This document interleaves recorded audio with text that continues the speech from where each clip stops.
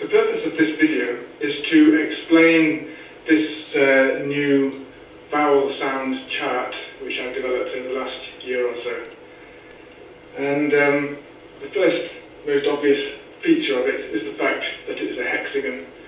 And that reflects the fact that the model of the system of English vowels which it represents is based on 6 pairs of sounds, long and short.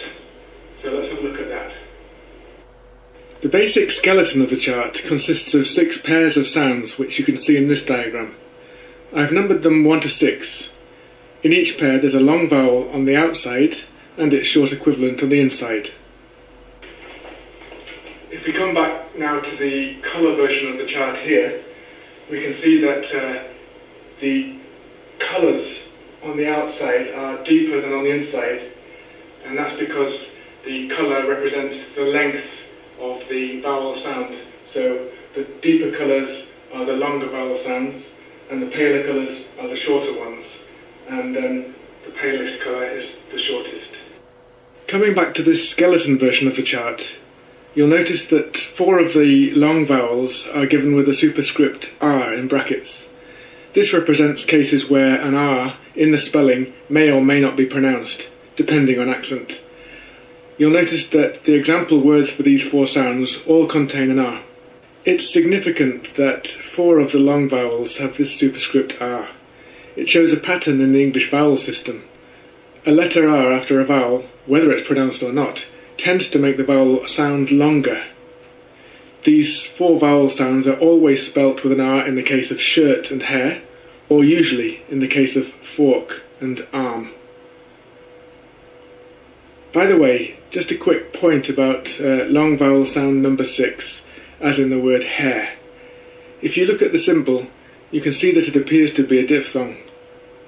However, there's very little movement in it, if any, and it's been argued that it's really a long vowel.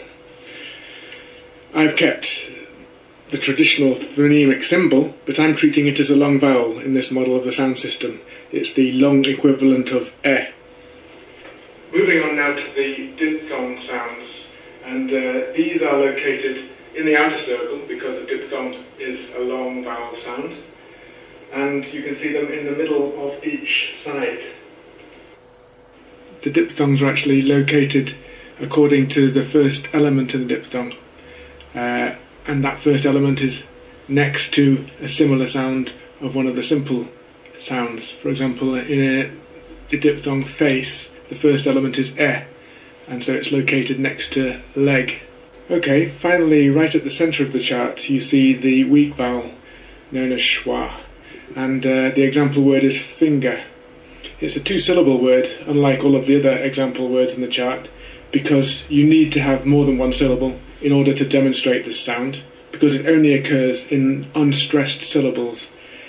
It's basically a reduced vowel. Any vowel spelling, more or less, can be pronounced as this in an unstressed situation.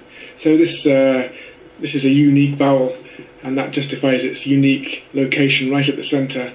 It's also the shortest sound, so that contrasts with the longer sounds being on the outside, the short equivalents on the inner ring, and then right at the centre, the shortest of all, the schwa.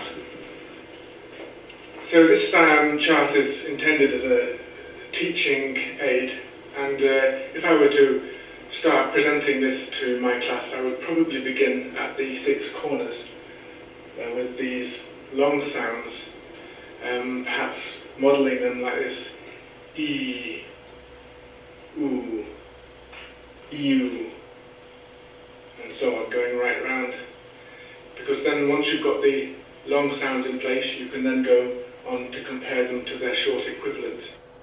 Okay, thanks for listening, and if you want to read more about this chart, take a look at hancockmacdonald.com.